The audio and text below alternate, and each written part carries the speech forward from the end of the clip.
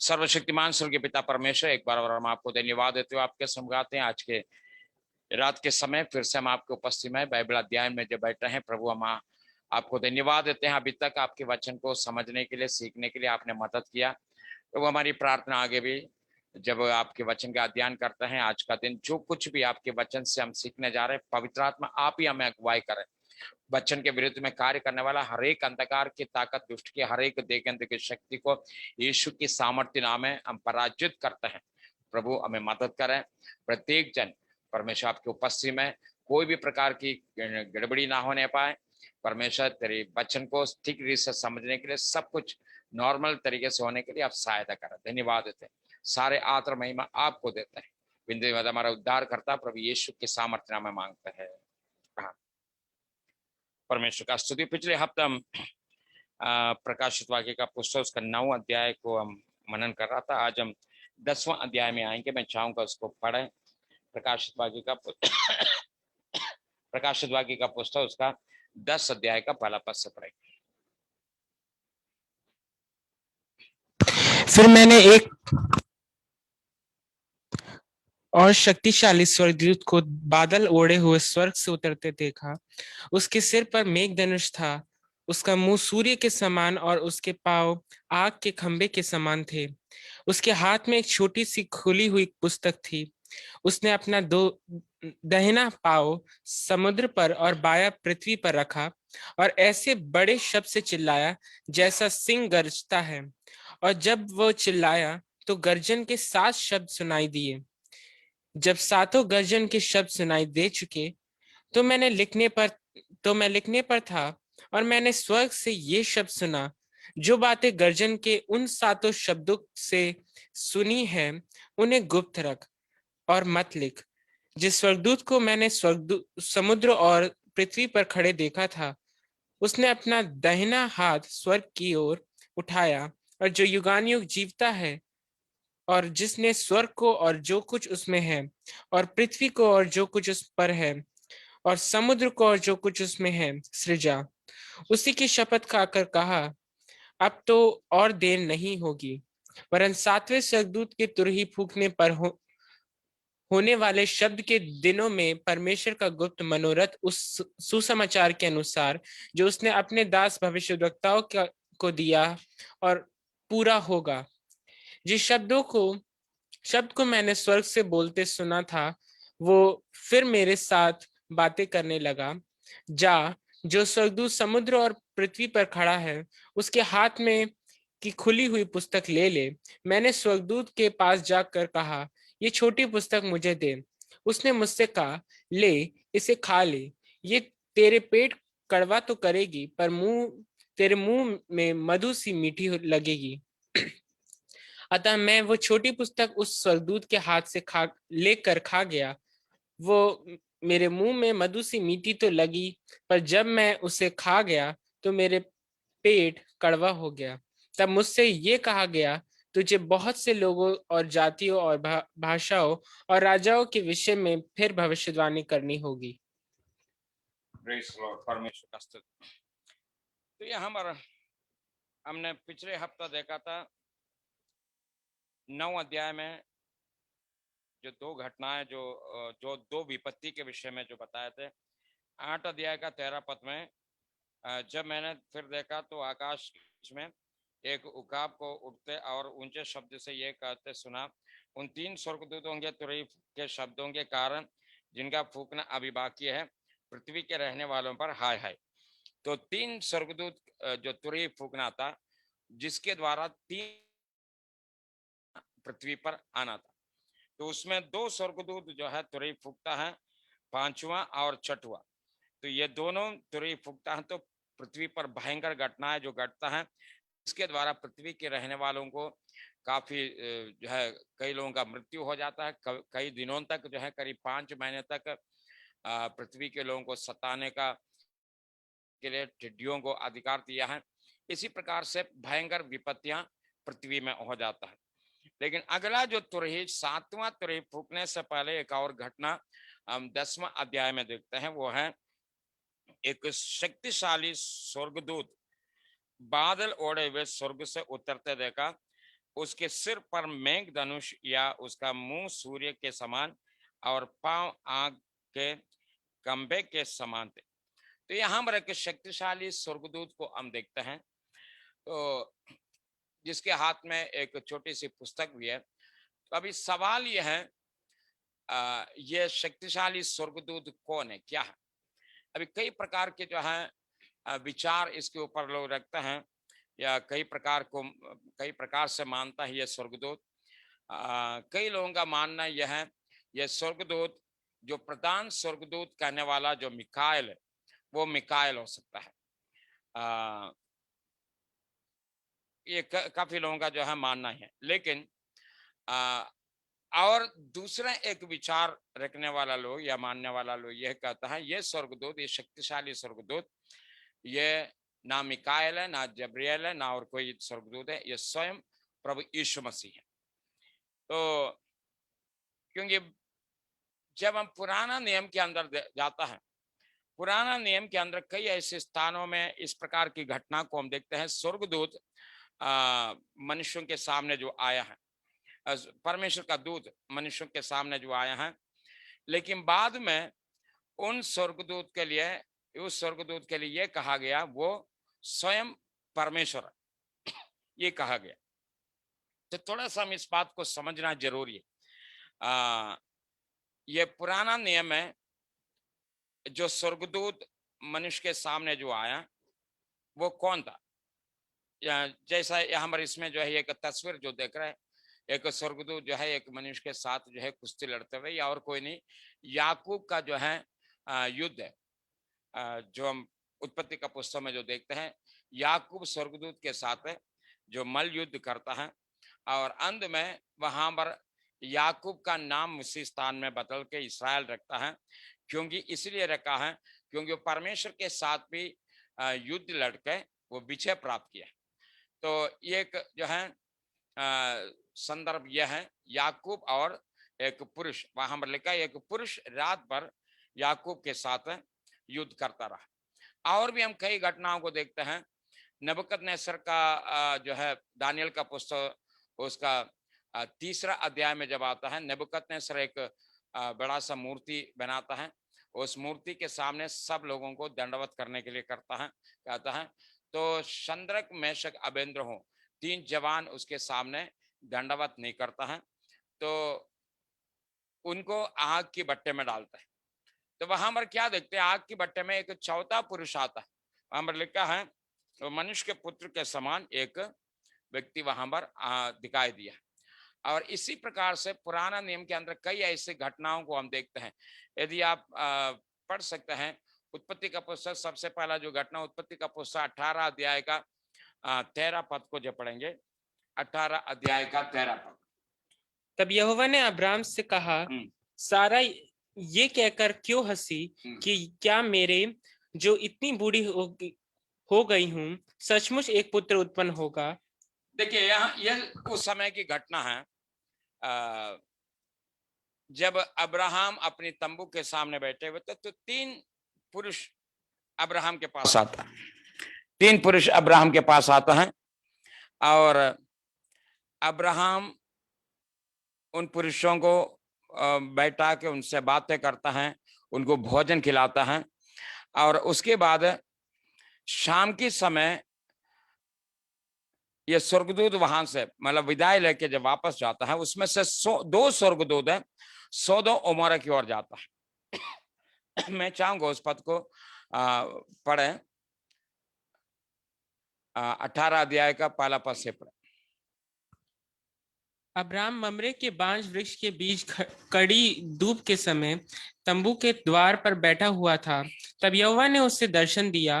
उसने आंख उठाकर दृष्टि की तो क्या देखा कि 3 पुरुष उसके सामने खड़े हैं। जब उसने उन्हें देखा तब वे उनसे भेंट करने के लिए तंबू के द्वार से दौड़ा और भूमि पर गिरकर दंडवत की और कहने लगा, हे प्रभु, यदि मुझ पर तेरी अनुग्रह की दृष्टि है तो मैं विनती करता हूं कि अपने दास के पास से चला ना जा। मैं थोड़ा सा जल लाता हूं और आप अपने पांव धोकर इस वृक्ष के नीचे विश्राम करें। फिर मैं एक टुकड़ा रोटी ले आऊं और उससे आप अपने जीव को तृप्त करें। तब उसके पश्चात आगे बढ़े, क्योंकि आप अपने दास के पास इसीलिए पधारे हैं। उन्होंने कहा, जैसा तू कहता है वैसा ही कर। तब अब्राहम तुरंत तंबू में सारा के पास गया और कहा, 3 सेर मैदा जल्दी से गूंद और फुलके बना। फिर अब्राहम गाय बैल के झुंड में दौड़ा और देखिए यहाँ पर आप ध्यान देने वाली बात है। मैं ये बात जो है इसलिए कह रहा है, ये जो 10 अध्याय में जो स्वर्गदूत, शक्तिशाली स्वर्गदूत जो देखा है, ये कौन हो सकता है, क्या है, इसको समझने के लिए पुराना नियम की कुछ घटनाओं को हम पढ़ना चाहते हैं। जैसा मैंने पहले एक बात बताया, बहुत से लोग इस बात को मानता है ये प्रधान स्वर्गदूत मिकाएल है, क्योंकि जब दानियल का पुस्तक 12 अध्याय का पहला पद में आता है, वहां पर देखते हैं जो अंतिम समय में विशेषकर जो है कृष्ण विरोधी के द्वारा जब इस्राएली लोग जो है बहुत अधिक क्लेश सहता है, उस समय इस्राएलियों के यहूदियों का मदद करने के लिए उस 12 अध्याय का पहला पद को पढ़ें। उसी समय मिकाएल नामक बड़ा प्रधान, मिकाएल नाम प्रधान, जो तेरे जाति भाइयों का पक्ष करने को खड़ा रहता है, वो उठेगा। तब ऐसा संकट का समय होगा जैसा किसी जाति के उत्पन्न होने के समय से लेकर। देखिए ऑलरेडी दानियल का पुस्तक उसका 12 अध्याय में लिखा, प्रधान दूत मिकाएल परमेश्वर के लोगों को, विशेषकर इस्राएलियों को मदद करने के लिए उठ खड़े होंगे, इस्राएलियों का मदद करने के लिए आएंगे। तो बहुत से बाइबल पंडितों का या स्कॉलर्स का ये मानना है, ये जो प्रकाशित वाक्य का पुस्तक 10 अध्याय में जो स्वर्गदूत जो देखा गया, वो शक्तिशाली स्वर्गदूत, वो मिकाएल है। लेकिन आप जो उस स्वर्गदूत का रूप को आप ध्यान दें तो आपको और जगह में स्वर्गदूतों का जैसा वर्णन जो है उससे कुछ हटकर इस स्वर्गदूत का रूप आप देख सकता है। जैसा प्रकाशित वाक्य का पुस्तक पढ़ेंगे, उसका 10 अध्याय का पहला पद।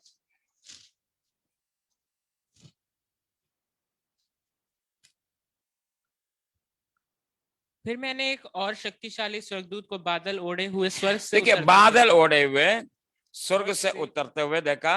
उसके सिर पर मेघ धनुष था, उसके सिर पर मेघ धनुष था, उसका मुंह सूर्य के समान, उसके मुंह सूर्य के समान, और उसके पांव आग के खंबे के समान थे। उसके पांव आग के खंबे के समान था। तो देखिए इस प्रकार से कभी भी कहीं पर भी कोई स्वर्गदूत का विवरण नहीं किया।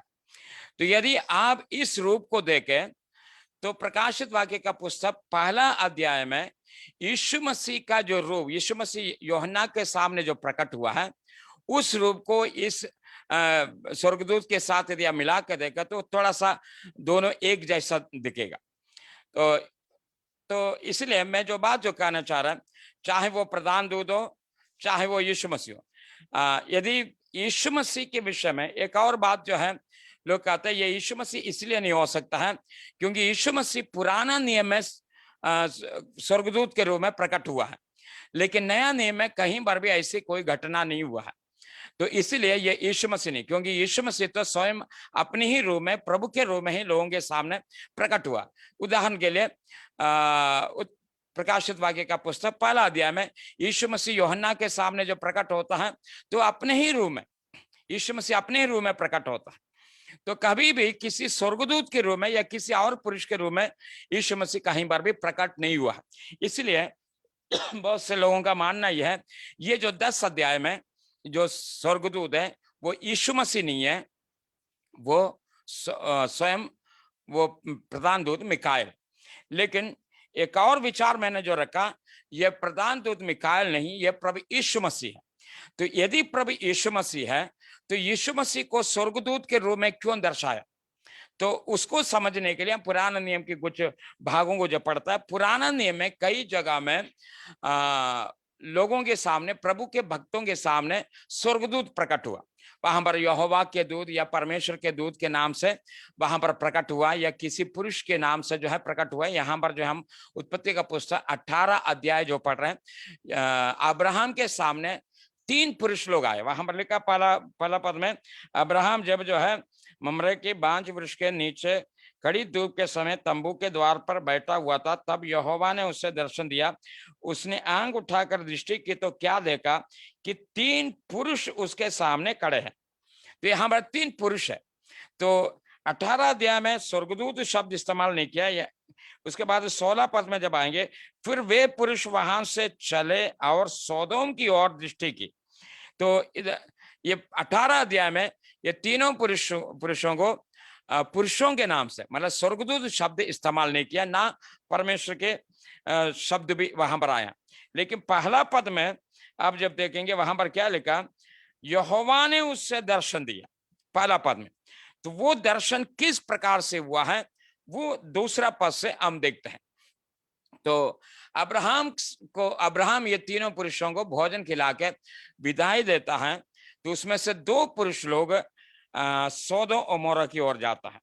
और यहाँ पर परमेश्वर ये भी बताता है, अभी परमेश्वर क्यों नीचे उतर के आया है, ये बात भी जो है परमेश्वर बताता है। क्योंकि सोदोम और मोरा का पाप इतना अधिक बढ़ गया, तो सोदोम और मोरा को नाश करने के लिए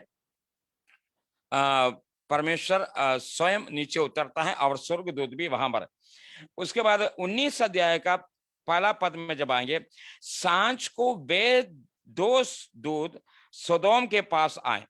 तो 19वां अध्याय में जब आता है तो वहां पर आप देखते हैं वो 2 पुरुष जो वहां से अब्राहम के पास से जो चला गया, मतलब घटना इस प्रकार से, अब्राहम ये तीनों पुरुषों को भोजन खिलाने के बाद जब ये तीनों पुरुष वहां से विदाई लेता है तो 2 पुरुष उसमें से सोदोम और मोरा के ओर जाता है।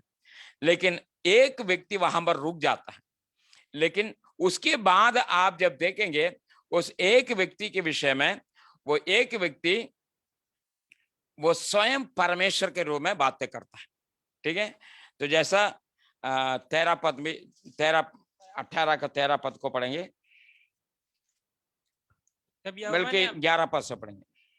अब्राहम और सारा दोनों बहुत बूढ़े थे और सारा का मासिक धर्म बंद हो गया था। इसलिए सारा मन में हंसकर कहने लगी, मैं तो बूढ़ी हूँ और मेरा पति भी बूढ़ा है, तो क्या मुझे ये सुख होगा? तब यहोवा ने अब्राहम से कहा, देखिए 9वां पद से पढ़े। उसने उससे पूछा, तेरी पत्नी सारा कहाँ है? उसने तो देखिए तीनों पुरुष में से एक व्यक्ति पूछता है, तुम्हारा पत्नी सारा कहाँ है? उसने कहा, वे तो तंबू में है। उसने कहा, मैं वसंत ऋतु में निश्चय तेरे पास फिर आऊंगा। तो देखिए तीनों पुरुषों में से एक व्यक्ति अभी अब्राहम से बात कर रहे हैं और वही व्यक्ति कहता है अगला वर्ष जो है मैं जब तुम्हारे पास आएगा तुम्हारे पास एक पुत्र होगा। तो इस बात को सुनकर सारा हंसते हैं क्योंकि सारा काफी बूढ़ी हो चुकी थी। तब 13 पद में, तब यहोवा ने अब्राहम से कहा। देखिए यहां पर कहता है यहोवा ने, तो यहां पर जो बात करने वाला जो पुरुष है उसी पुरुष के लिए यहां पर क्या शब्द इस्तेमाल किया, तब यहोवा ने अब्राहम से कहा, सारा ये कहकर क्यों ऐसा। तो फिलहाल मैं इस बात को कहना चाहता है, ये 3 पुरुष में से एक पुरुष है या एक स्वर्गदूत है, वो स्वयं परमेश्वर या यहोवा शब्द यहां पर इस्तेमाल किया। तो सवाल यह है, क्या परमेश्वर अब्राहम के पास आया था कि अपने आप को अब्राहम के सामने प्रकट किया है? यदि परमेश्वर अपने आप को अब्राहम के सामने प्रकट किया है, तो जब मूसा परमेश्वर से बात किया है तो परमेश्वर से कहा मैं तुझे देखना चाहता हूं। तो परमेश्वर क्या कहता है, किसी ने मुझे देखा नहीं और मुझे देखने के बाद कभी वो कोई जिंदा भी रह नहीं सकता।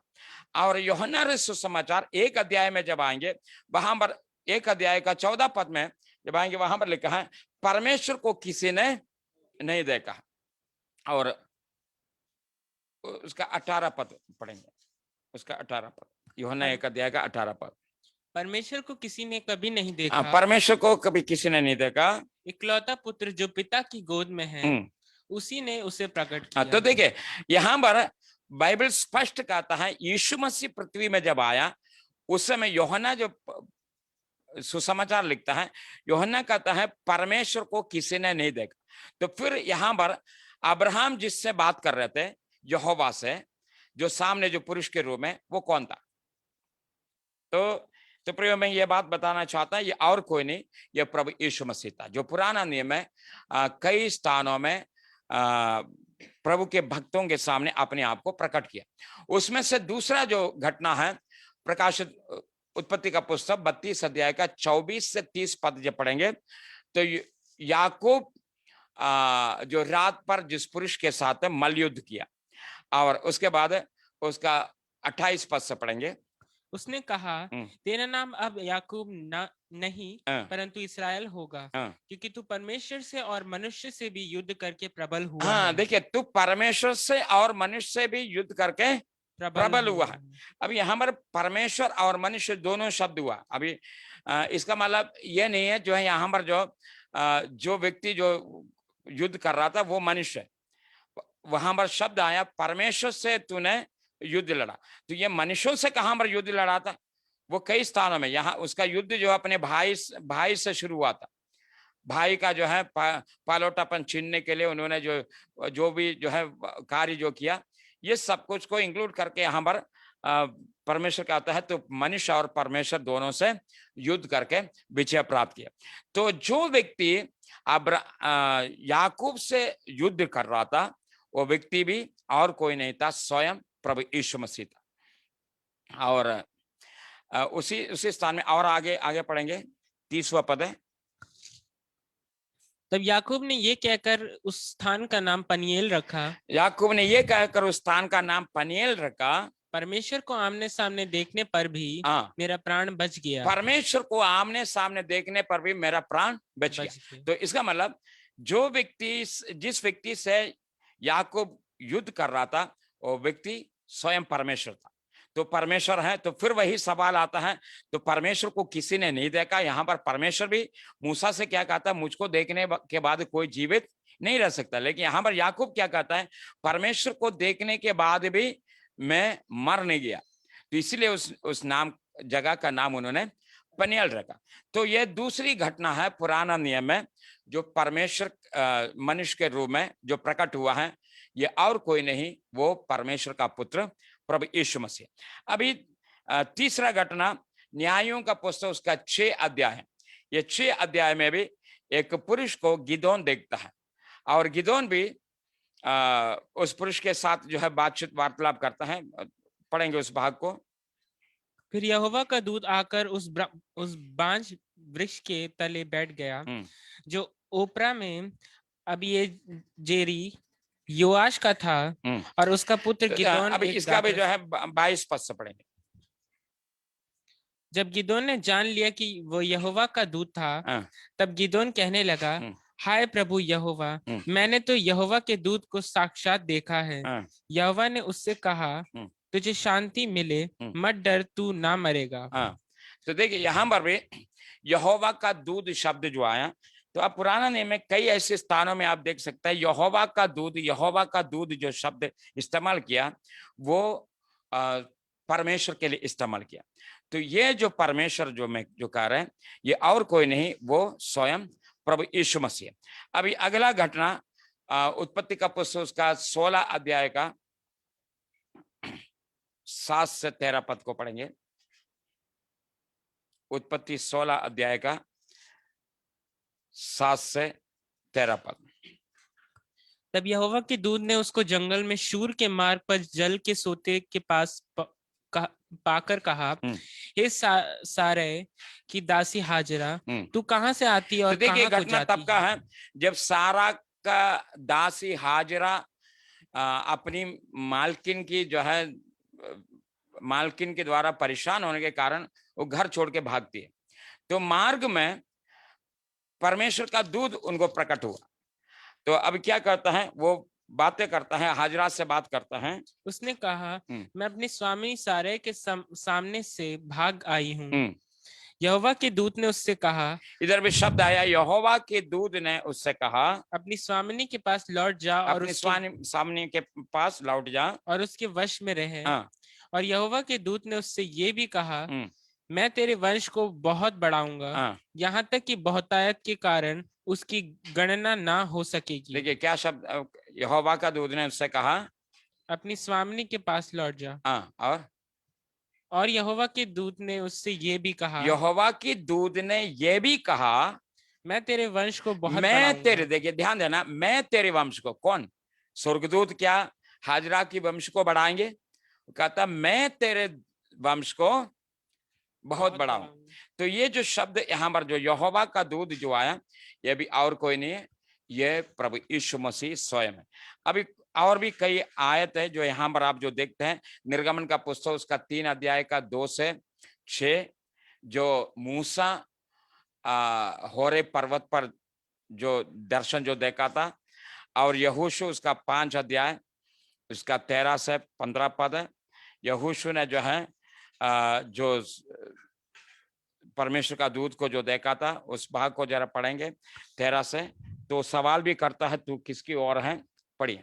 जब यहोशू यरीहो के पास था, तब उसने अपनी आंखें उठाई और क्या देखा कि हाथ में नंगी तलवार लिए हुए एक पुरुष सामने खड़ा है।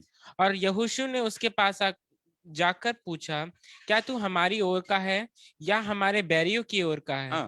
तब उसने उत्तर दिया, नहीं, वरन मैं यहोवा की सेना का प्रधान होकर अभी आया हूँ। यहोवा की सेना के प्रधान होकर अभी आया हूँ। और प्रेरितों का काम 10 अध्याय का 26वां पद है। परंतु पतरस ने उसे उठाकर कहा, खड़ा हो, मैं भी तो मनुष्य हूँ। और उसके साथ बातचीत करता हुआ भीतर गया। तो ये नया नियम, इन आयतों को छोड़ दें। तो पुराना नियम के अंदर जो है यहोशू, निर्गमन, उत्पत्ति, न्यायों और उत्पत्ति में और भी जो है 2 आयत जो हमने जो पढ़ा है, ये सारे स्थानों में हम यहोवा के दूत के रूप में हम परमेश्वर को देखते हैं, ये प्रभु यीशु मसीह। अभी हम प्रकाशित वाक्य का पुस्तक में आएंगे। तो इसी पुरुष के हाथ में या स्वर्गदूत के हाथ में एक पुस्तक, और यहाँ पर जो ज्यादा कुछ घटनाएं नहीं घटता है, ऊंचे शब्द में कुछ बोलता है। पढ़ेंगे उसका 3 पद से, पढ़े प्रकाशित वाक्य 10 अध्याय का 3 पद। और ऐसे बड़े शब्द से चिल्लाया जैसे सिंह गरजता है। और जब वो चिल्लाया तो गर्जन के 7 शब्द सुनाई दिए। जब 7 गर्जन के शब्द सुनाई दे चुके, तो मैं लिखने पर था। ये शक्तिशाली स्वर्गदूत जब जो है गर्जन की आवाज सा जो है वो बोलता है,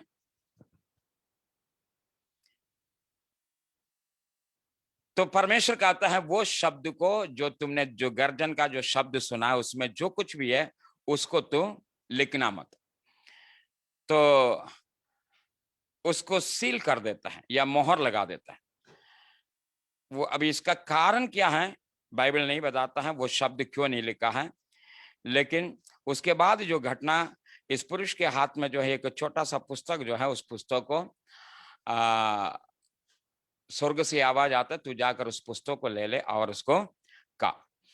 और इसी प्रकार की एक घटना हम और भी देखते हैं। यहेजकेल का पुस्तक 2 अध्याय का 8 पद से 3 अध्याय का 3 पद तक जो है हम यहेजकेल का पुस्तक में भी देखते हैं। यहेजकेल को परमेश्वर जो एक पुस्तक देता और कहता तू इसको का ले। तो सेम ऐसा एक घटना वहां पर देखता है। तो वैसा ही घटना हम प्रकाशित वाक्य का पुस्तक में भी देखते हैं। परमेश्वर या स्वर्ग से आवाज आता है, उस पुरुष के हाथ से पुस्तक को लेके का ले। अभी देखिए उसका आखिरी भागों को पढ़ेंगे, प्रकाशित वाक्य उसका 10 अध्याय का आखिरी भागों। मैंने स्वर्गदूत के पास जाकर कहा, वह छोटी पुस्तक मुझे दे। उसने मुझसे कहा, ले इसे खा ले, ये तेरे पेट में कड़वा तो करेगी, पर तेरे मुंह में मधु सी मीठी लगेगी। अतः मैं वो छोटी पुस्तक उस स्वर्गदूत के हाथ से लेकर खा गया तो लगी, पर जब मैं उसे खा गया तो मेरा पेट कड़वा हो गया। जब मुझसे ये कहा गया तब मुझसे ये कहा गया, तुझे बहुत से लोगों और जातियों और भाषाओं और राज्यों के विषय में फिर भविष्यवाणी करनी होगी। तो देखिए ये अभी सवाल ये है, ये पुस्तक क्या था, क्यों खाने के लिए कहा? तो प्रिय ये और कुछ नहीं, ये परमेश्वर का जो वचन है, जो भविष्यवक्ता यूहन्ना को दिया जाता है, और ये एक प्रकार से कहा जाए ये भविष्यवाणी। सेम वैसा ही जो है यहेजकेल का पुस्तक उसका 3 अध्याय का पहला पद से आप पढ़ेंगे, 3 अध्याय का पहला पद से, यहेजकेल 3 अध्याय का पहला पद से। तब उसने मुझसे कहा, हे मनुष्य की संतान, जो तुझे मिला है उसे खा ले, अर्थात इस पुस्तक को खा, तब जाकर इसराइल के घराने ये से बातें पुस्तक को कर। तू खा और तब जाकर इसराइल के घराने से तू बातें कर। तो जो कुछ भी परमेश्वर ने जो दिया है वो भविष्यवाणी की वचन है।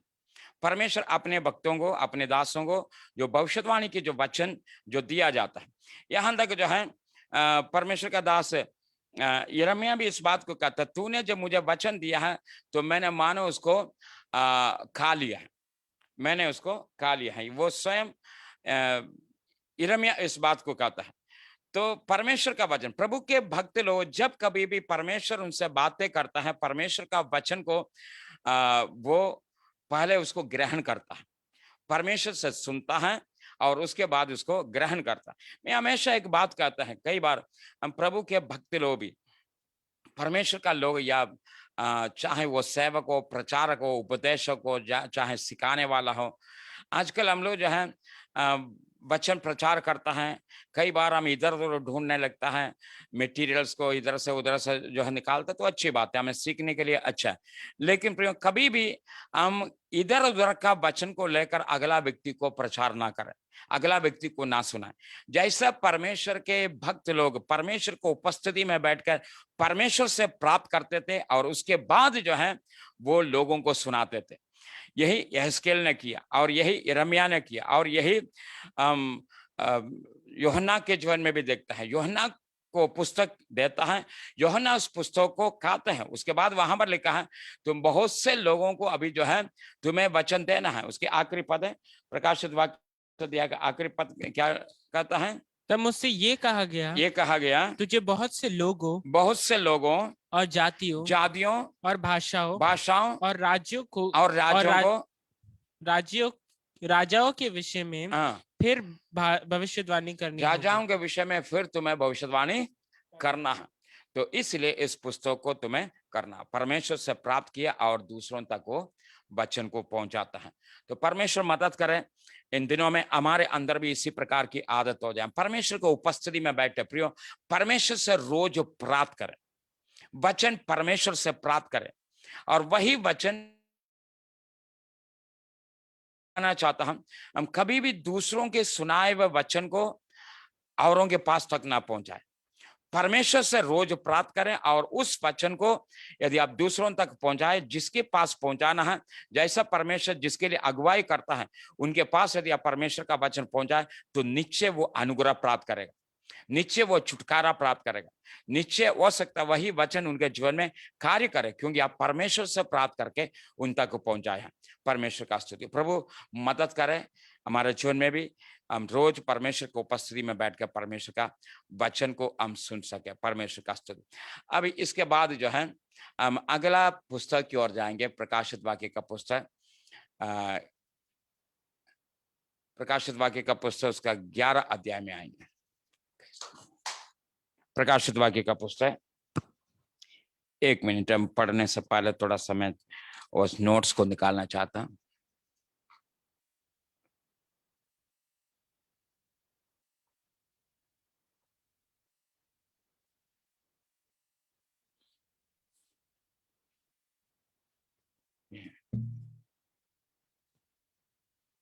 नहीं दूसरा,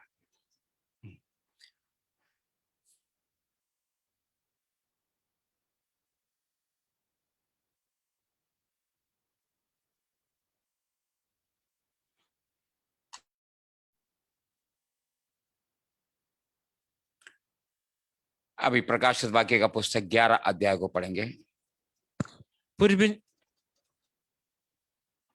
फिर मुझे नापने के लिए एक सरकंडा दिया गया और किसी ने कहा, उठ परमेश्वर के मंदिर और वेदी और उसमें उपासना करने वालों को नाप ले, पर मंदिर के बाहर का आंगन छोड़ दे, उसे मत नाप, क्योंकि वो अन्य जातियों को दिया गया है और वे पवित्र नगर को 42 महीने तक रौंदेगी। मैं अपने 2 गवाहों को ये अधिकार दूंगा कि टाट ओढ़े हुए 1000 1260 दिन तक भविष्यवाणी करें।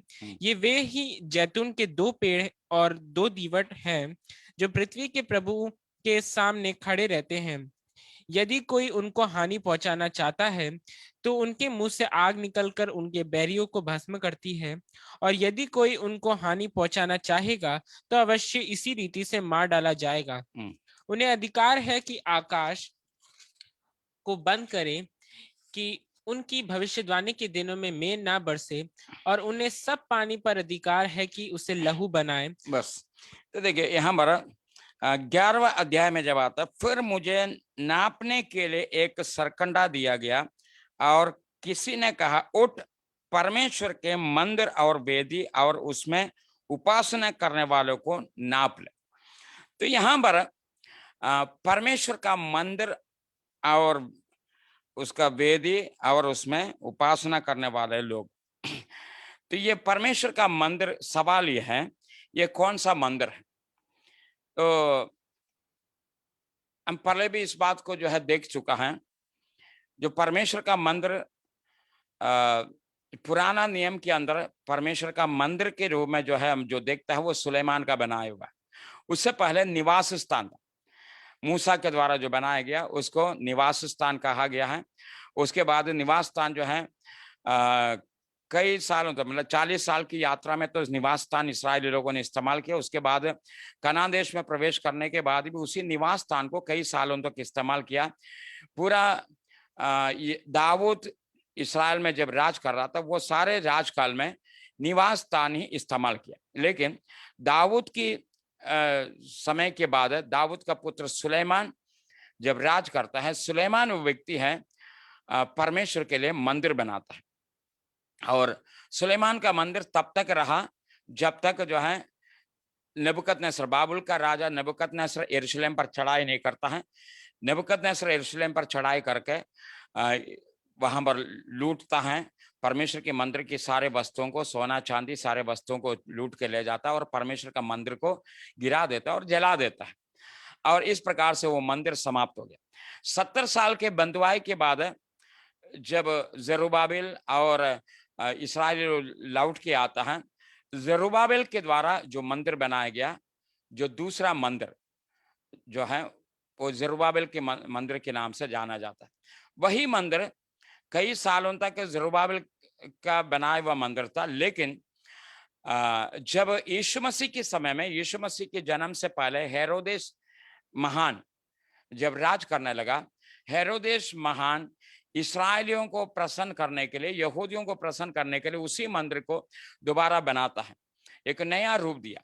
और कई सालों तक जो है वो मंदिर, कई साल लग गया उस मंदिर को बनाने के लिए। यीशु मसीह के समय में उस मंदिर के विषय में जो है 6 लोगों ने तारीफ किया, देखो ये मंदिर जो है इतना सुंदर जो बनाया गया। लेकिन वही मंदिर AD 70 में तीतुस के द्वारा नष्ट कर दिया गया। AD सन 70 में तीतुस के द्वारा वो मंदिर नष्ट किया। तो तब से लेकर आज तक यरूशलेम के अंदर कोई मंदिर नहीं। लेकिन अब ये जो तस्वीर जो देख रहे हैं, ये जो है एक मॉस्क जो वहां पर जो दिखाई देते उस ये जो दिख रहा है, ये सेम वही स्थान है जहां पर सुलेमान ने मंदिर बनाया था, या यीशु मसीह के समय में जो मंदिर जो था वो मंदिर इसी स्थान में था। लेकिन आज जो है उस स्थान में यहां पर इस मॉस्क के अलावा कोई दूसरा मंदिर नहीं। लेकिन इस्राएली लोग, यहूदी लोग जो आज भी एक मंदिर के लिए वो कोशिश करता है, एक मंदिर हमारा बन जाए। बहुत से लोग जो है इस बात को जो है नहीं मानता है। बहुत से जो है बाइबल स्कॉलर्स का कहना यह है यहाँ पर मंदिर नहीं बन सकता है, क्योंकि अभी मंदिर बनने की जरूरत नहीं, क्योंकि नया नियम में हाथ का बनाया हुआ मंदिर नहीं, प्रभु स्वयं हमारे अंदर बसा हुआ है। और जैसा कुरिन्थियों के पत्र में लिखा है, क्या तुम नहीं जानते परमेश्वर का मंदिर है और परमेश्वर की आत्मा तुम में वास करता है। तो बहुत से लोग कहते हैं ये जो है मंदिर हम और आप है, इसलिए अभी एक ईंट पत्थरों का बनाया हुआ एक मंदिर की जरूरत नहीं है, ऐसा कोई मंदिर नहीं बनेगा। लेकिन प्रियो, जब हम यहेजकेल का पुस्तक उसका 41 अध्याय से लेकर आगे की ओर जब जाएंगे तो वहां पर देख सकता है एक मंदिर के विषय में वहां पर भविष्यवाणी हुआ है। वो मंदिर जो अभी तक नहीं बना है, जरुब्बाबेल के द्वारा जो मंदिर जो बनाया, वो मंदिर जो है यहेजकेल का पुस्तक के अंदर भविष्यवाणी किया गया मंदिर से कोई मेल नहीं है। तो यहेजकेल का पुस्तक में एक मंदिर का जिक्र आया है, वो मंदिर बनना है। तो यही मानता है कि आने वाले समय में एक मंदिर बनेगा, अर्थात ये तब होगा जब कलीसिया यहां से ऊपर उठा लिया जाएंगे, कलीसिया ऊपर उठा लिया जाएंगे, तो उसी समय शायद एंटी क्राइस्ट जो है ये मंदिर बनाने के लिए मदद करेंगे यहूदियों को, ताकि यहूदी लोगों का जो है, यहूदी लोगों को अपनी ओर करने के लिए एंटी क्राइस्ट इस प्रकार का कार्य करेंगे। यह बहुत से लोगों का मानना है। चाहे एंटी क्राइस्ट जो है मदद करने से बन जाए या यहूदी लोगों की कोशिश से बन जाए, चाहे कैसे भी हो, फिलहाल वो मंदिर बनेगा। ये क्लेश के समय में इस पृथ्वी में विशेषकर यरूशलेम वो स्थान है जहां पर वो मंदिर बनाए जाएंगे, वहां पर एक मंदिर होगा। तो प्रकाशित वाक्य का पुस्तक 11 अध्याय में जब आता है, वहां पर क्या लिखा, फिर मुझे नापने के लिए एक सरकंडा दिया गया और किसी ने कहा, उठ परमेश्वर के मंदिर और वेदिया और उसमें उपासना करने वालों को नाप ले, पर मंदिर के बाहर का आंगन को छोड़ दे। तो ये मंदिर का बाहर का आंगन, तो जैसा अभी आप मैंने जो तस्वीर जो आपको जो दिखाया था उस वही तस्वीर है ये, जो यहाँ पर जो देख रहा है मॉस्क। तो इसके आगे जो है एक डायग्राम जो बना हुआ है, ऊपर लिखा है न्यू टेम्पल ड्रॉन, होली, हमारा होली लिखा है और यहाँ हमारा अनहोली लिखा है। तो ये अभी तक जो है बहुत से बाइबल स्कॉलर्स का ये मानना था, आने वाला समय में ये जो मॉस्क यहाँ से गिरा दिए जाएंगे या हटा दिए जाएंगे और इसी जगह में पवित्र मंदिर बनाए जाएंगे। यही बहुत से लोगों का कहना था, मानना था। लेकिन अभी जो है कुछ लोगों का कहना यह है, नहीं, ये मंदिर, ये मॉस्क गिराने की जरूरत नहीं, मॉस्क बिना गिराए ही यहाँ पर मंदिर बनेगा।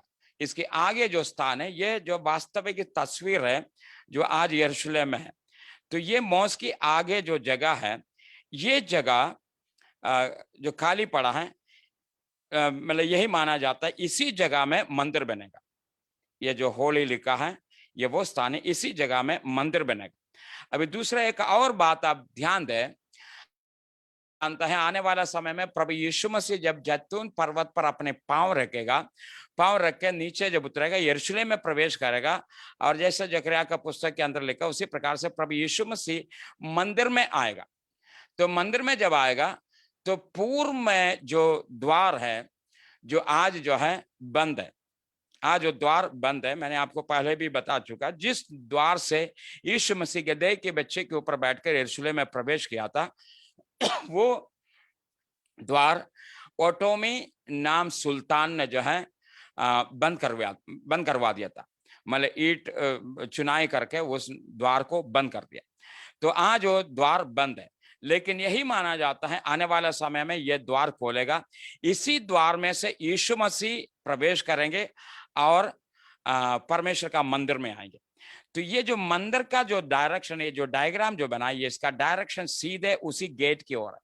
तो ये जो गेट आगे जो आप जो देख रहे हैं, जो सफेद जो आरो जो बना है, ये उसी गेट की ओर है, ईस्टर्न गेट जो लिखा है, तो इसी गेट के ओर है। इसको गोल्डन गेट भी कहा जाता है। तो ये गेट से लेकर जो रास्ता सीधे जैतून पर्वत की ओर जाता है। तो यही माना जाता है जैतून पर्वत से जो प्रभु यीशु मसीह आएंगे, इसी द्वार से प्रवेश करके सीधे मंदिर में प्रवेश करेंगे। तो इस प्रकार का मतलब मंदिर यहाँ पर जो बना दिए जाएंगे। तो ये पद को आप थोड़ा सा ध्यान दें। फिर मुझे नापने के लिए एक सरकंडा दिया गया और किसी ने कहा, उठ परमेश्वर के मंदिर और वेदी और उसमें उपासना करने वाले लोगों को नाप ले, पर मंदिर के बाहर आंगन छोड़ दें। मंदिर के बाहर का आंगन छोड़ दें। तो ये किसको दिया गया? आगे लिखा है ये अन्य जातियों को दिया गया। तो सवाल यह है, आंगन वो कौन सा भाग है जो अन्य जातियों को दिया गया? ये तस्वीर देखने से आपको स्पष्ट समझ में आएगा ये अन्य जातियों को कौन सा भाग दिया गया।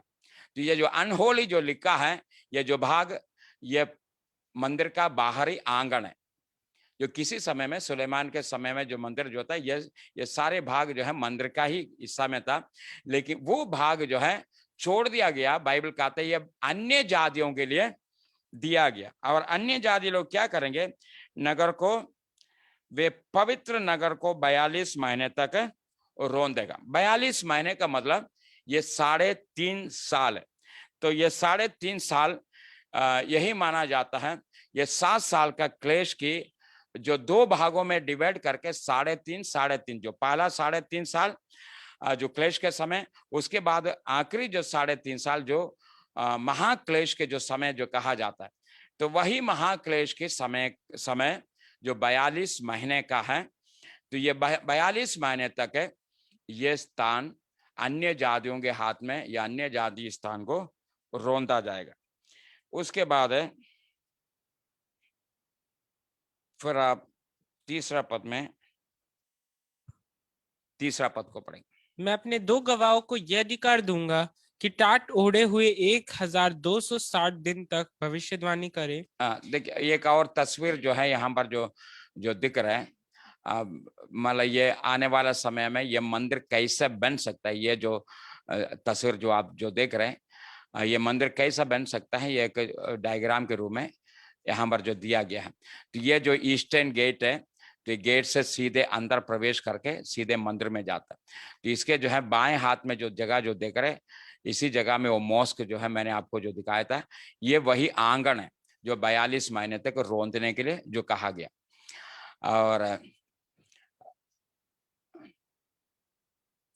और कुछ आयत हैं जो उसको यदि आप नोट करना चाहते हो तो आप नोट कर सकते हैं, जो भविष्यवाणी परमेश्वर के मंदिर के विषय में और प्रभु यीशु मसीह उस मंदिर में जो प्रवेश करने के विषय में जो है दिया गया है। इन आयतों को आप नोट कर सकते हैं। ये वही गेट है, गोल्डन गेट या ईस्टर्न गेट जो कहा जाता है। जकरिया का पुस्तक 14 अध्याय का 4 पद है, जो यीशु मसीह जैतून पर्वत के ऊपर जो पांव रखेगा, उसके बाद जो है यीशु मसीह यरूशलेम में जो प्रवेश करता है, तो इसी द्वार में से होकर अंदर प्रवेश करेगा। तो ये वही द्वार है जो किसी समय में यीशु मसीह इसी द्वार में से होकर अंदर गधे के बच्चे के ऊपर बैठ के यात्रा किया था।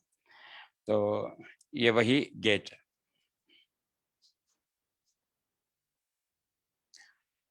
अब हम आगे जाएंगे इसका 3 पद से। मैं अपने 2 गवाहों को यह अधिकार दूंगा कि टाट ओढ़े हुए 1260 दिन तक भविष्यवाणी करें।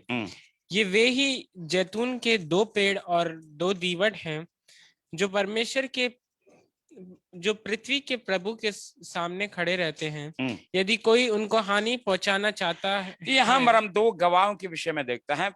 मैं अपने 2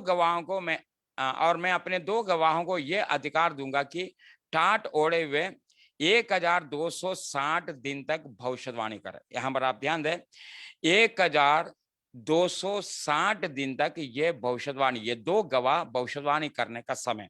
तो 1260 दिन का मतलब ये 3.5 साल, अर्थात ये 2 गवाहों का भविष्यवाणी करने का समय भी 3.5 साल। तो बहुत से लोगों का जो है मानना, ये 3.5 साल का जो है प्रचार, ये सेकंड जो पार्ट है, अर्थात 3.5 साल जो सेकंड पार्ट वाला 3.5 साल।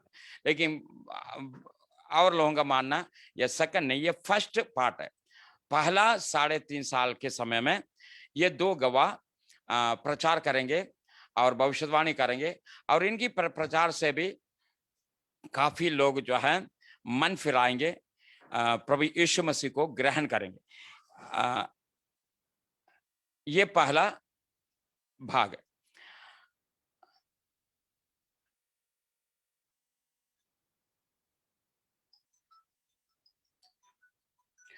अभी हम सवाल ये है, ये दो गवाह कौन है? ये दो गवाह कौन है? ये एक सवाल है। इसके लिए हम सबसे पहले मलाकी का पुस्तक उसका 4 अध्याय, उसका 4 पद सुननी पड़ेंगे। मेरे दास मूसा की व्यवस्था अर्थात जो जो विधि और नियम मैंने सारे इसराइलियों के लिए उसको होरेब में दिए थे उसको स्मरण रखो। देखो यहोवा के उस बड़े और भयानक दिन के आने से यहोवा के पहले उस बड़े और भयानक दिन के आने से पहले मैं तुम्हारे पास एलिय्याह नबी को भेजूंगा। एलिय्याह नबी को भेजूंगा। वह माता पिता के मन को उनके पुत्र की ओर और पुत्र के मन को उनके माता पिता की ओर फेरेगा। हाँ, तो देखिए यहाँ पर यीशु मसीह के आने से पहले मलाकी ने जो है ये भविष्यवाणी किया था, एलिय्याह भविष्यवक्ता को फिर से इस पृथ्वी में भेजेंगे, जो ऑलरेडी एलिय्याह की सेवकाई जो है उस समय का था जब ये पुराना नियम का समय था और ऑलरेडी वहां पर उनका मृत्यु हो जाता है। हम पहला राजा उसका 17, 18, 19 अध्याय में जब देखते हैं और दूसरा राजा पहला अध्याय में देखते हैं तो एलिय्याह की सेवकाई के समय था। ये आहाब राजा के राजकाल के समय था, एलिय्याह ने सेवा किया। लेकिन उसके बाद जो एलिय्याह का जो है जो स्वर्गारोहण जो मैं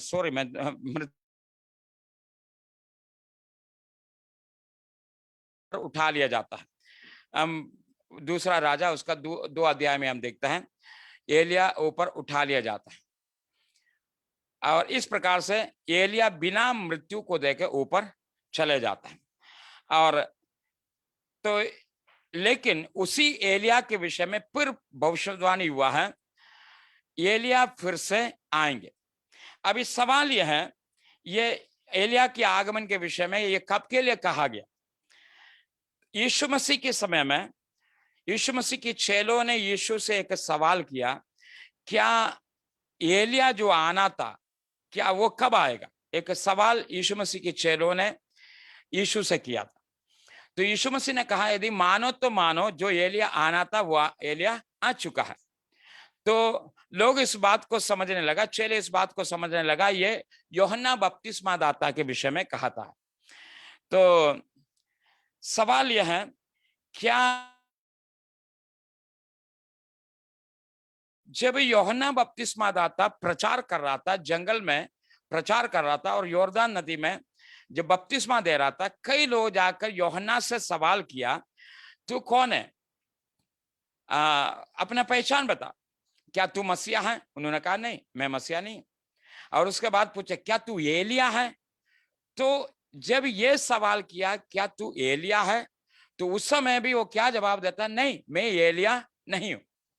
तो ऑलरेडी यूहन्ना वहां पर कहता मैं एलिय्याह नहीं।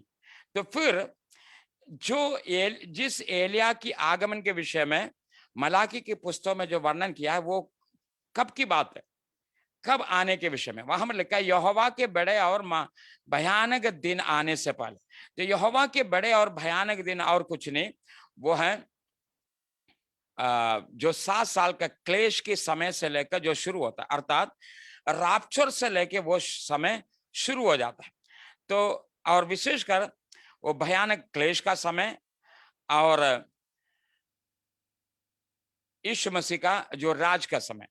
यदि आप थिस्सलुनीके का पत्री पहला पत्री उसका 5 अध्याय उसका पहला पद से पढ़ें।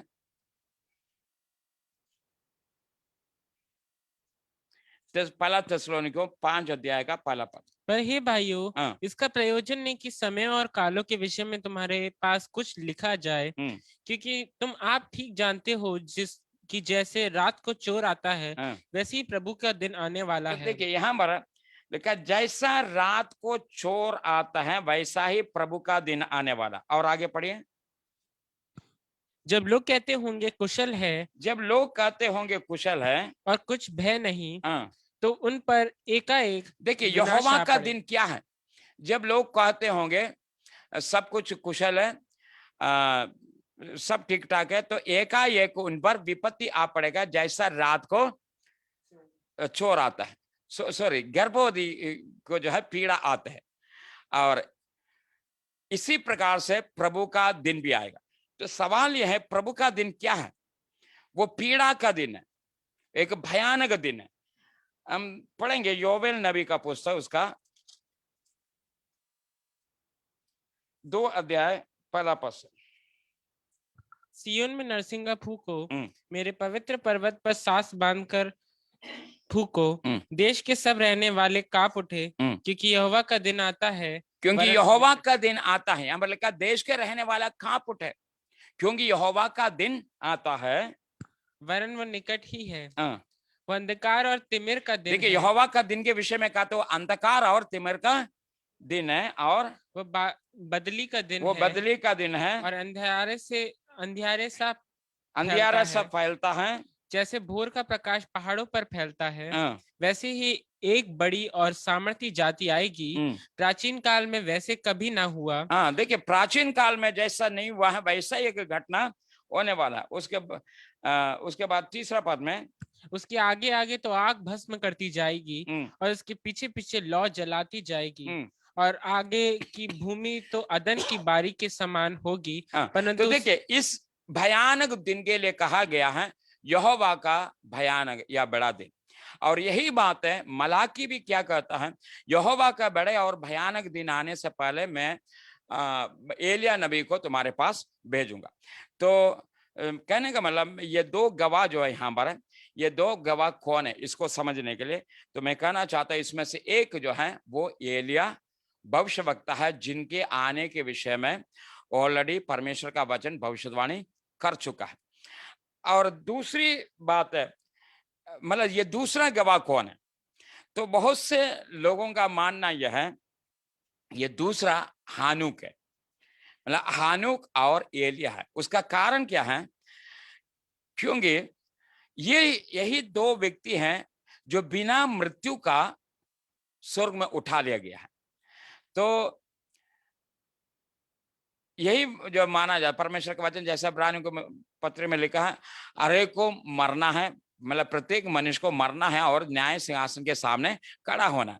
तो उस पद के अनुसार तो ये जो कहता है ये हानुक है, उनका यही कहना है हर एक मनुष्य को इस संसार में जितने भी जो लोग जो जन्म लिया है उन तमाम लोगों को मरना है। तो इसीलिए एलिया और हानुक को इस पृथ्वी में दोबारा जन्म लेना है, ये पृथ्वी में आना है ताकि फिर उनका मृत्यु हो जाए। तो इस प्रकार से फिर स्वर्ग में चले जाएंगे। तो लेकिन मैं आपको बताना चाहता हूं बाइबल मृत्यु के विषय में हमें क्या सिखाता है, क्या हर एक मनुष्य को क्या मरना है? थिस्सलुनीकियों का पहला पत्र उसका 4 अध्याय का 16 पद से जो पढ़ेंगे वहां पर स्पष्ट इस बात को लिखा है सबको मरने की जरूरत नहीं है। पढ़िए इसका 16 पद से। और क्योंकि प्रभु आप ही स्वर्ग से उतरेगा, उस समय ललकार और प्रधान दूत का शब्द सुनाई देगा, और परमेश्वर की तुरही फूकी जाएगी, और जो मसीह में मरे हैं वे पहले जी उठेंगे, और जो जीवित और बचे रहेंगे उनके साथ बादलों पर उठा लिए जाएंगे। हम जो जीवित और बचे रहेंगे उनके साथ बादलों में उठा लिए जाएंगे। जो मसीह में मरे हैं वो पहले जी उठेंगे, तो हम जो जीवित है बचे हुए हैं वो बादलों में उठा ले जाएंगे। इसका मतलब सबको मरने की जरूरत नहीं। और पहला कोरिन्थियों 15 अध्याय का 51 पद को पढ़ते। पहला कोरिन्थियों 15 अध्याय का 51 पद। देखो मैं तुमसे भेद की बात कहता हूँ, हम सब नहीं सोएंगे, हम सब नहीं सोएंगे, अर्थात हम सब नहीं मरेंगे।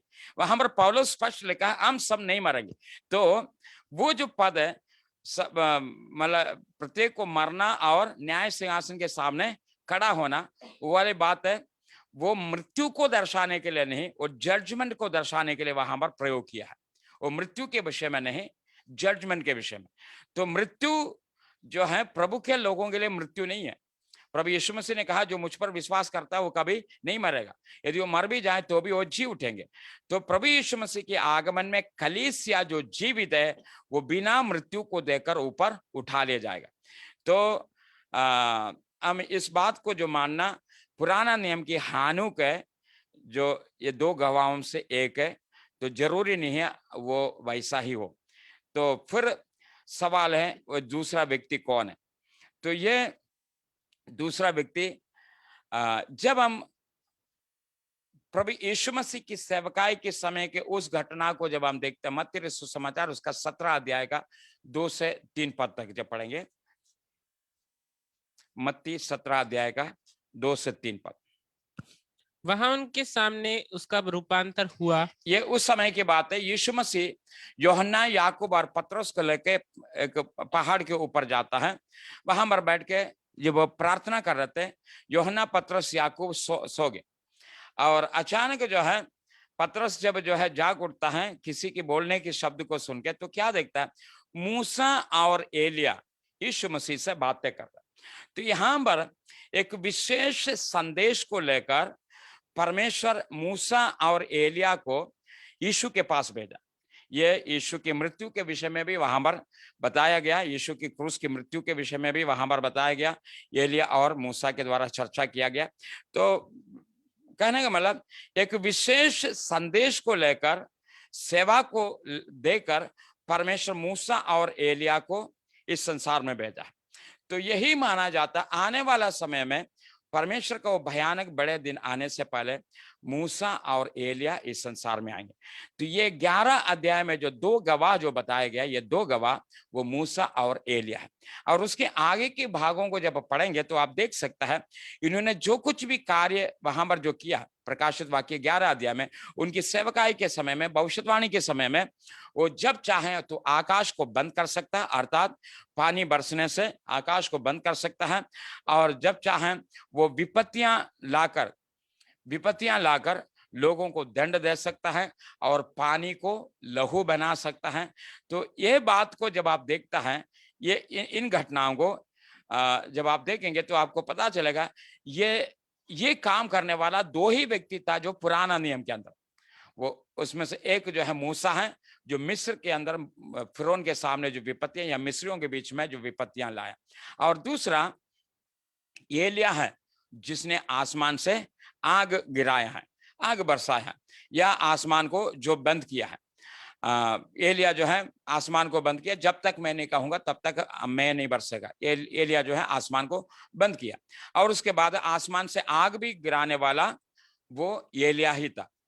पहले 18 अध्याय में आप देखते हैं, पहला राजा 18 अध्याय में वो आसमान से आग गिराता है। उसके बाद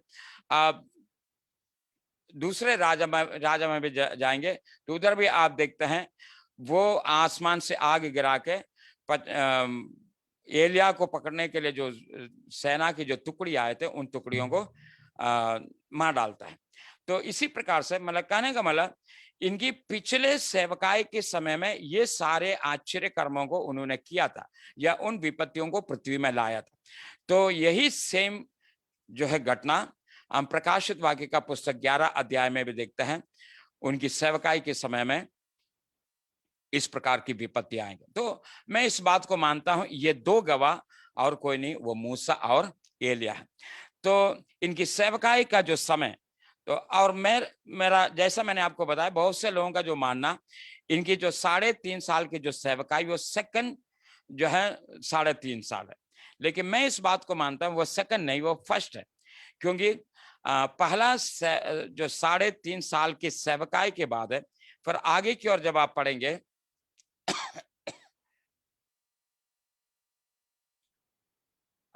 उसका पढ़िए प्रकाशित वाक्य का पुस्तक उसका 11 अध्याय का कौन सा पद है? हाँ, 7वां पद से। जब वे अपनी गवाही दे चुकेंगे हाँ। तो वे पशु जो अथाह कुंड में से निकलेगा उनसे लड़कर उन्हें जीतेगा और उन्हें मार डालेगा। तो देखिए यहाँ पर ये 3.5 साल तक सेवकाई करने के बाद पर वहां पर लिखा वो पशु अथाह कुंड से निकलेगा, अथाह कुंड से पशु निकलेगा। तो यहाँ पर सबसे पहले मतलब ये फर्स्ट टाइम प्रकाशित वाक्य का पुस्तक में फर्स्ट टाइम पशु नाम आया है, वो प्रकाशित वाक्य का पुस्तक 11 अध्याय। तो ये पशु कौन है, ये हम 13 अध्याय में जो पहुंचेंगे तो आप ठीक से समझ पाएंगे। 13 अध्याय में, या विशेषकर हम मतलब मैं इस बात को बताना चाहता हूँ, ये पशु ये एंटी क्राइस्ट है या कृष्ण विरोधी, जो आने वाला समय में जो पृथ्वी पर जो शासन करने वाला एंटी क्राइस्ट, तो वही पशु अथाह कुंड से आएगा। तो इस बात को ध्यान में रखना। जो प्रकाशित वाक्य का पुस्तक 13 अध्याय का पहला पद को पढ़िए। तब मैंने एक पशु को समुद्र में से निकलते हुए देखा। वहां पर लिखा पशु को मैं समुद्र में से निकलते हुए देखा। तो अभी सवाल ये, समुद्र में से वहां पर लिखा है वो समुद्र में से निकल के आया है, लेकिन यहाँ पर 11 अध्याय में लिखा है वो पशु अथाह कुंड से निकल के आया। तो ये क्या एक ही पशु है या अलग अलग है? तो इसको हम प्रकाशित वाक्य का पुस्तक 13 अध्याय में जो पहुंचेंगे तो मैं आपको विस्तार से समझाएंगे वहां पर वो समुद्र क्या है। तो लेकिन फिलहाल मैं इस बात को यहां पर बताना चाहता हूँ, वो पशु का जो है आगमन वो अथाह कुंड है। क्योंकि अथाह कुंड के विषय में इससे पहले भी हमने देखा, अथाह कुंड से वो दुष्टात्माओं की सेना, जो टिड्डियों की जो सेना जो निकला है वो अथाह कुंड से निकला है। तो मैंने आपको उसी समय कहा था ये अथाह कुंड वो स्थान है जो कई लोग जो है दुष्टात्मा शक्तियों को या आत्माओं को जो जहां पर बंद करके रखा है, जो आने वाला समय में वो स्थान खोलेगा।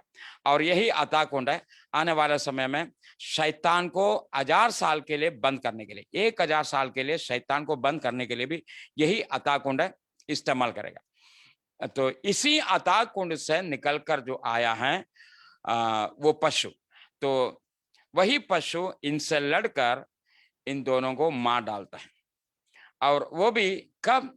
ये तभी उनको मार पाया जब तक उनकी सेवकाई पूरा हो जाता है। जब तक वो सेवकाई पूरा नहीं होता है, तो पहले ही इस बात को जो है हमने देखा, इनको 1260 दिन तक भविष्यवाणी करने का जो समय इनको दिया गया था।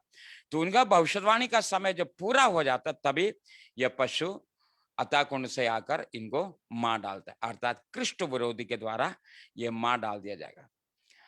तो ये पशु के विषय में मैं यहाँ पर कुछ नोट्स जो दिया है, इस पशु के विषय में प्रकाशित वाक्य का पुस्तक में करीब 36 बार प्रयोग किया है। तो जिसमें ये पहला जो है शब्द है, जो पहली बार जो है हम प्रकाशित वाक्य का पुस्तक 11 अध्याय में हम देखते हैं।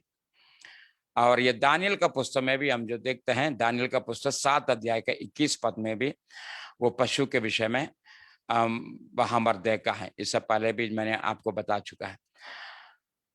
और आने वाले समय में और भी हम विस्तार से दानियल का पुस्तक में से हम देखेंगे। और इसके बाद जो है जब मार दिया जाता है तो इनकी लौत 3.5 दिन तक जो है यरूशलेम की नगर में वो पड़ा रहेगा। उसके आगे देखेंगे,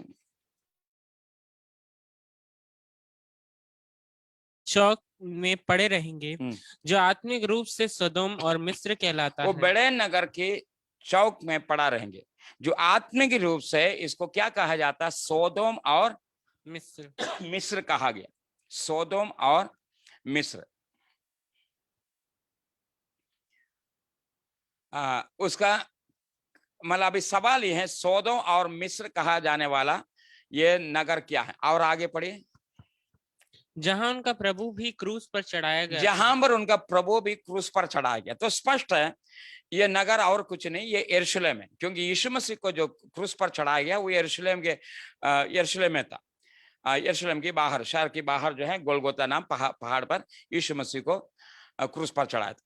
तो ये यरूशलेम की घटना है। यरूशलेम की चौक में उनकी लौत पड़ा रहेंगे और इस नगर को सोदोम और मिस्र कहा गया। इसका कारण क्या है? क्यों ये सोदोम और मिस्र कहा गया? उसका पहला कारण, मिस्र के समान दुष्टता से भरा हुआ जो है एक स्थान के रूप में यरूशलेम को वर्णन किया है। अभी सवाल यह, क्या यरूशलेम के अंदर दुष्टता ये कैसे हो सकता है? और सोदोम का पाप यदि आप देखें, जैसा भी हम थोड़ी देर पहले कहा, परमेश्वर स्वयं स्वर्ग से नीचे उतर के आता और कहता मैं इसलिए उतर के आया ताकि मैं इस बात को देखूं जो हम स्वर्ग तक जो पहुंचा उनका पाप जो स्वर्ग तक जो पहुंचा है उसकी वास्तविकता को मैं देखना चाहता हूं। तो सोदोम अमोरा का पाप इतना भयंकर पाप था। अभी सवाल यह है, सोदोम अमोरा का पाप क्या था? मिस्र की पाप के विषय में मैं बताना चाहता हूं। वह वहां का दुष्टता है, कार्य जो मिस्र में जो हुआ था, और उसी प्रकार से सोदोम अमोरा का पाप, यह अनैतिकता सोदोम अमोरा के, विशेषकर प्रभु यीशु मसीह ने जो है बताया मनुष्य के पुत्र की आगमन के विषय में। जब लूका सुसमाचार वगैरह में जब देखेंगे, वहां पर प्रभु यीशु मसीह ने बताया जब मनुष्य का पुत्र की आगमन के समय में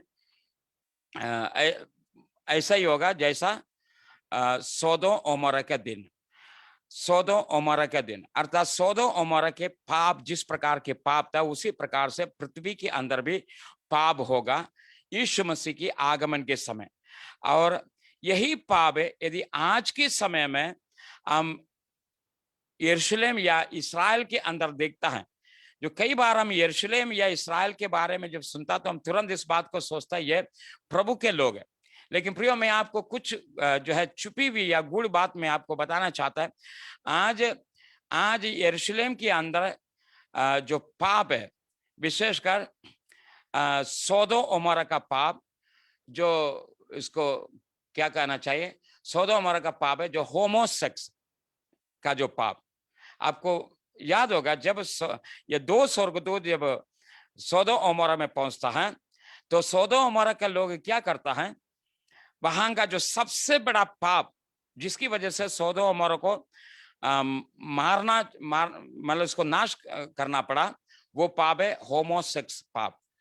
स्वर्गदूतों के पास, लूत के पास स्वर्गदूत आता है और क्या कहता है, उन दोनों पुरुषों को बाहर निकालो ताकि हम उसको भोग ले। तो लूत क्या कहता, नहीं ऐसा पाप अपराध मत करे, मेरे पास दो लड़कियां हैं तो उनको ले लो। वो कहता नहीं, वो उन पुरुषों के साथ संभोग करना चाह रहा था, भोगना चाह रहा था। इसी प्रकार का पाप सोदोम अमोरा में पाया गया था। और सोदोम अमोरा का जो दूसरा पाप है, जो लेविया व्यवस्था की पुस्तक में मूसा के द्वारा परमेश्वर ने कई बातों को जो मना किया गया है, स्त्री या पुरुष किसी पशु के साथ जो है संबंध रखना, इसी प्रकार की पाप भी सोदोम अमोरा में पाया गया। तो आज यरूशलेम के अंदर या विशेषकर इस्राएल के अंदर पाया जाने वाला जो पाप की गिनती में यही पाप है, जो होमोसेक्स। जो आज हम देखते हैं हमारा मतलब दुनिया की कई स्थानों में होमोसेक्स के लिए अनुमति दिया, स्त्री से जो है शादी करे और पुरुष पुरुष के साथ शादी करे।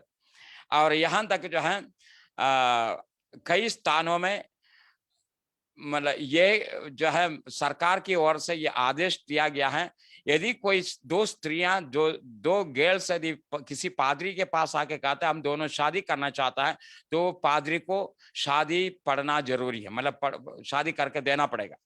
ये सरकार की ओर से जो है आदेश है, मतलब उसको मना नहीं कर सकता। या दो पुरुष जाके कहेंगे हम दोनों शादी करना चाहते हैं तो उनको शादी करके देना पड़ेगा। इसी प्रकार से ये अंतिम समय में जो पाप जो पृथ्वी के अंदर जो बढ़ रहे सोदोम अमोरा का जो पाप, इस पाप में से मतलब कई पाप जो है यरूशलेम के अंदर आज पाया जाता है। तो जिसकी वजह से इस नगर को सोदोम कहा गया है, सोदोम और मिस्र। और इसी सोदोम या मिस्र सॉरी यरूशलेम के अंदर उनका शव जो है पड़ा रहेगा। लेकिन 3.5 दिन के बाद परमेश्वर उनको जीवित करता है और दोनों लोगों को देखते देखते यहाँ पर इस प्रकार लिखा, और पृथ्वी के रहने वाले उनके मरने से आनंदित और मगन होंगे और एक दूसरे के पास भेंट भेजेंगे, क्योंकि इन दोनों भविष्यवक्ताओं ने पृथ्वी के रहने वालों को सताया था। और 3.5 दिन के बाद परमेश्वर की ओर से जीवन की आत्मा उनमें बैठ के और वे अपनी पाँवों के बल खड़े होंगे और उनके देखने वाले पर बड़ा भय छा गया और उन्हें स्वर्ग से एक बड़ा शब्द सुनाई दिया कि यहाँ ऊपर आओ। ये सुन वे बादल पर सवार होकर अपनी बैरियों के देखते देखते स्वर्ग में चढ़ा गए। परमेश्वर का स्तुति। तो यही जो घटना हम प्रकाशित वाक्य का पुस्तक 11 अध्याय में देखते हैं। ये दो गवाहों का सेवकाई और उनका मृत्यु और उनके पुनरुत्थान को हम देखते हैं, और ये दोनों स्वर्ग में उठा लिया जाता है। तो आज हम यहाँ पर समाप्त करेंगे, और अगला जो बाइबल स्टडी में हम प्रकाशित वाक्य का पुस्तक 12 अध्याय को देखेंगे। हम प्रार्थना में जाएंगे। यदि कोई सवाल है, प्रार्थना से पहले आपके पास यदि कोई सवाल है, आप सवाल कर सकते हैं।